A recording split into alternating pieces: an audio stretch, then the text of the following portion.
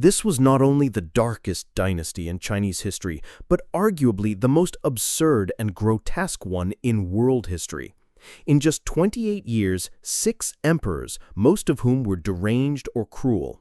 Some historians have even referred to it as a beast empire of violence and depravity.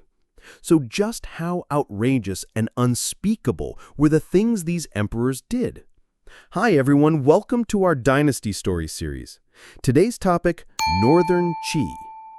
Let's start with a note. Because the Northern Qi emperors committed acts of extreme cruelty and sexual depravity, we'll try to use milder language where possible to avoid discomfort. The first emperor, Gao Yan. Gao Yan, the founding emperor of Northern Qi, took the throne at 21. Historical records describe him as physically unattractive with severe skin disease. Why stress his ugliness? You'll see in a bit. In the early years, Gao Yan was a relatively competent ruler, training the army, appointing capable officials, and managing state affairs with some diligence. The people lived in relative peace for a while. But it didn't take long for his true nature to emerge. He mobilized 100,000 workers to build an enormous palace where he partied every day. Now, that doesn't sound shocking. Many emperors in history indulged in luxury, but Gao Yan had some truly unique perversions that made him stand out. First, he loved streaking. Historical texts say he would often walk around completely naked, both inside the palace and even out in public streets. People around him were mortified, but he seemed to enjoy it. Even in the middle of freezing winter, he would roam naked. We'll explain why he didn't feel cold later. Every time he went out like this, the common people would flee in fear. Second, he enjoyed wearing women's clothing. He would dress in full female attire, complete with makeup. Today, this might not seem too outrageous, but back then it was over 1,500 years ahead of its time. Third, he had disturbing sexual fetishes. He often abducted beautiful young women from the public and forced them to stay naked in the palace. Then he would have his guards assault them while he watched. He also repeatedly raped his own brother's wife and even the sister of his empress, Li Zoe. Speaking of Li Zoe, she was said to be extremely beautiful. But in ancient times, beauty could be a curse. Though she was the empress, her life was full of tragedy. We'll explain why later. Fourth, he liked killing people while drunk. He often murdered for amusement after heavy drinking. He would even dissect corpses himself. Once, when his mother advised him to drink less, he threatened to marry her off to a barbarian tribe in the north. She was so frightened, she never brought it up again. He had a favorite concubine named Shu, who had been with another man before entering the palace. Gao Yan, obsessed and jealous, constantly sent people to question the man. Frightened to death, literally, the man died soon after. One day, drunk and enraged by jealousy, Gao Yan stabbed the newly postpartum Shu to death, decapitated her, and hid her head in his sleeve. Ancient Chinese sleeves were long and wide. Think of what you see in period dramas. During a court meeting, he suddenly threw the severed head on the floor, terrifying everyone. Then he made a musical instrument from her thigh bone and played it, lamenting her beauty and untimely death at her funeral, after murdering her himself. Insane, right? Years of heavy drinking and constant killing finally took their toll. He began hallucinations, seeing ghosts, hearing voices. In 559, Gao Yan died suddenly from illness at age 34, ending his chaotic and bloody 9-year reign.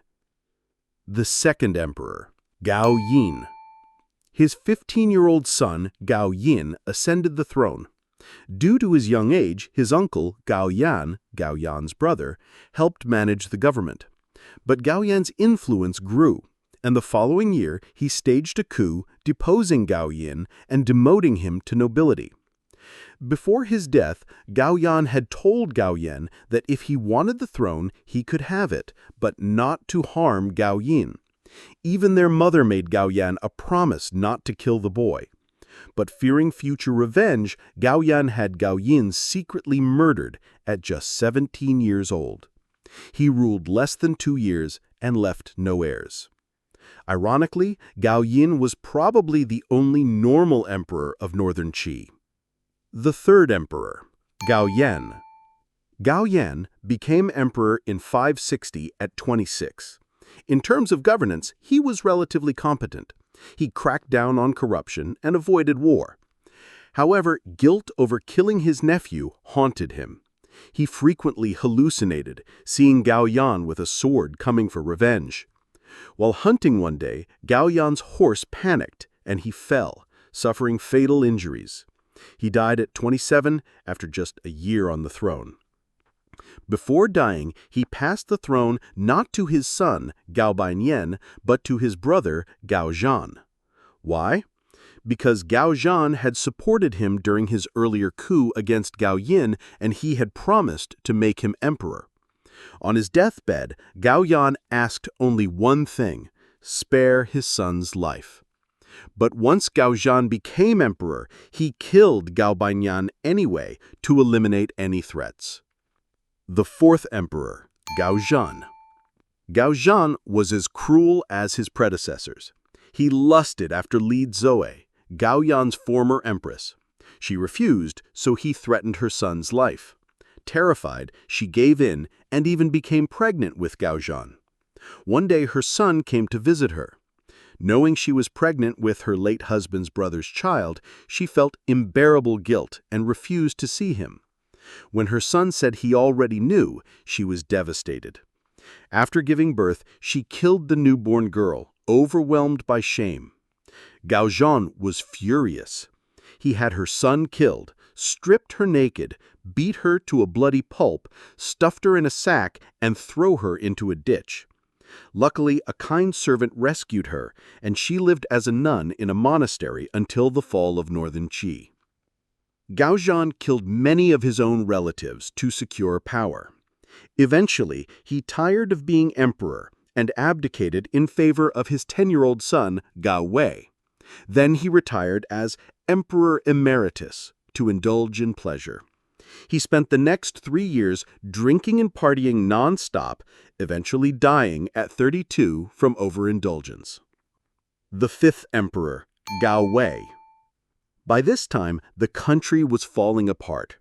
Gao Wei inherited a crumbling dynasty.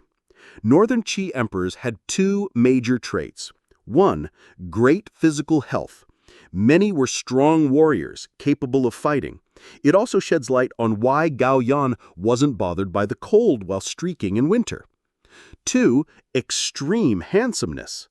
According to records, most royal family men were extremely attractive. One of the 4 most handsome men in ancient China, Gao Changgong, was from this royal family. His beauty was so delicate that he had to wear a mask into battle, fearing enemies wouldn't take him seriously. Gao Changgong was one of the few normal and competent members of the royal family. Thanks to him and other generals, Northern Qi wasn't destroyed even earlier. Now, back to Gao Wei, the most useless emperor of the dynasty. Unlike his predecessors, who at least appointed capable ministers, Gao Wei only knew how to stir chaos. He continued the family tradition of random killing, even of loyal officials.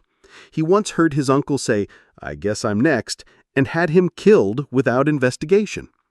A great general, Huliu Lulang, was framed by enemy spies. Rather than verify the truth, he had him executed. Then Gao Wei went after Gao Changgong, his handsome and powerful cousin, out of jealousy. He falsely accused him and had him killed, leaving the country defenseless. He even indulged in sick games with his brother, Gao Choe, who fed live humans to dogs. When Gao Choe said watching scorpions sting monkeys was more fun, Gao Wei replicated this, forcing people into bathtubs full of scorpions just to hear them scream. Once, he sun-roasted 60 servants to death just for fun. He built 12 grand palaces for his concubines, tore them down, and rebuilt them for aesthetic reasons. During temple construction, he lit tens of thousands of oil lamps overnight, illuminating dozens of miles.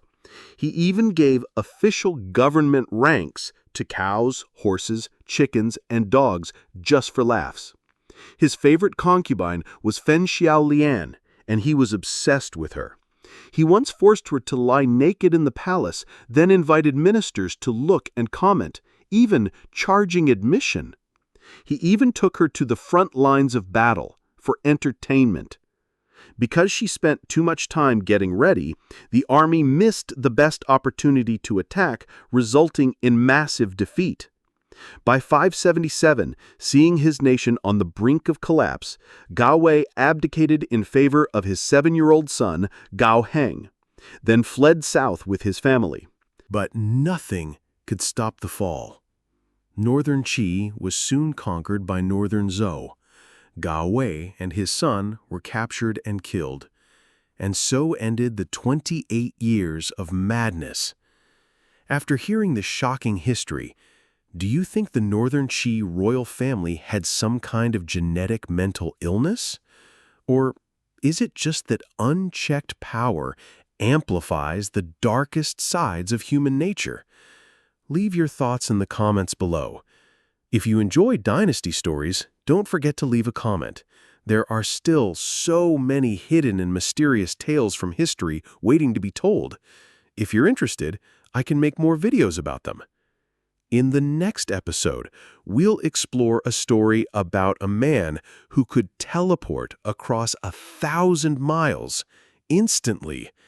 And guess what? There's official historical evidence to back it up. Was it real? Or was he helped by aliens? See you in the next video.